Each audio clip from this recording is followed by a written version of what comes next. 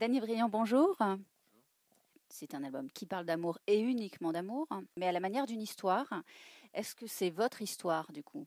Oui, alors c'est mon histoire, c'est-à-dire que je me suis pris comme un cobaye et j'ai examiné un peu comment j'avais réagi pendant ces histoires d'amour que j'ai vécues, comment je me suis disputé, comment je me suis réconcilié, et j'ai parlé que de moi. Voilà. C'est tout, c'est un album totalement centré autour de ma personne, en tout cas comment j'ai abordé ces histoires d'amour, et je me suis aperçu aussi que les gens en fait ne rêvaient que de ça. C'est dans une époque où on croit qu'on enchaîne les relations, qu'il y a Internet pour se rencontrer. En fait, les gens n'espèrent qu'une chose, c'est d'être amoureux.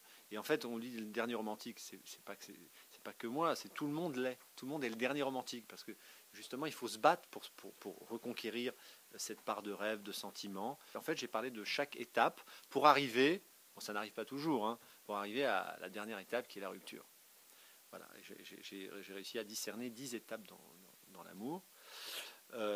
Et puis, mais en disant, en fait, je finis pas le disque par la rupture, je finis le disque par la première fois. Parce que je me suis aperçu aussi que lorsqu'un amour se termine, ce n'est pas anodin, c'est parce qu'il doit donner naissance à un autre. C'est parce qu'on a fini un peu le cycle. Donc c'est pour ça que je finis le disque par la première fois, parce que la mort d'un amour donne naissance à un autre. Vous êtes d'accord? Complètement. Alors vous êtes resté ancré dans un style très traditionnel. Vous n'avez pas envie aussi de séduire la jeune génération? Vous savez, moi je chante ce que je sens. Ce sont des musiques intemporelles. C'est quelque chose qui n'a pas d'âge vraiment. Et justement, c'est ce qui est trop branché, trop pointu finalement qui ne perdure pas. Ce qui est trop moderne en fait. Ce qui est trop actuel, c'est très fragile. J'ai préféré m'ancrer dans, comme vous le dites, dans la tradition. Vous voyez, moi j'ai toujours préféré le pot-au-feu à la nouvelle cuisine où il n'y avait rien dans l'assiette. Donc je crois qu'aujourd'hui on revient au pot-au-feu. Vous voyez ce que je veux dire? Je crois que le besoin d'amour est de retour. Les crooners sont de retour. J'ai vu avec l'album qu'on a fait avec TF1, les Forever Gentleman, qui a été le carton de l'année dernière. Il y a quand même une demande d'autre chose qui est plus ancrée dans les racines. Alors vous avez deux dates dans l'Oise, Beauvais le 14 mars et Compiègne le 29. Alors comment est-ce que vous avez imaginé le concert qui va servir cet album? Est-ce que c'est quelque chose d'intimiste à l'image de cet album, le dernier romantique, ou est-ce que vous l'ouvrez un petit peu plus avec des standards qui ont fait votre notoriété?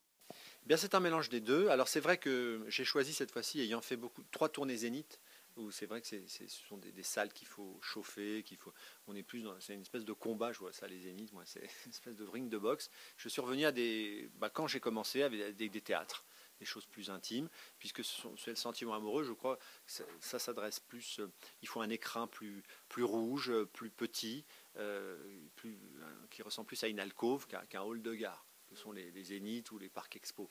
Alors évidemment, je suis revenu dans des théâtres. Je pense que c'est l'écran idéal pour diffuser ce genre de musique. J'ai réduit un peu l'orchestre parce que je voulais des sons plus doux. Mais évidemment, je chanterai quand même mes anciens succès parce que les gens ont besoin de les entendre aussi. C'est un mélange, voilà. C'est un parcours maintenant, parce que j'ai 23 ans, 24 ans de chansons. Et je peux choisir. J'ai fait 10 albums, ça fait une centaine de chansons. Je sais ce qu'il faut pour faire un tour de chant. Merci beaucoup, Dany. Merci à vous. Du soleil, des serments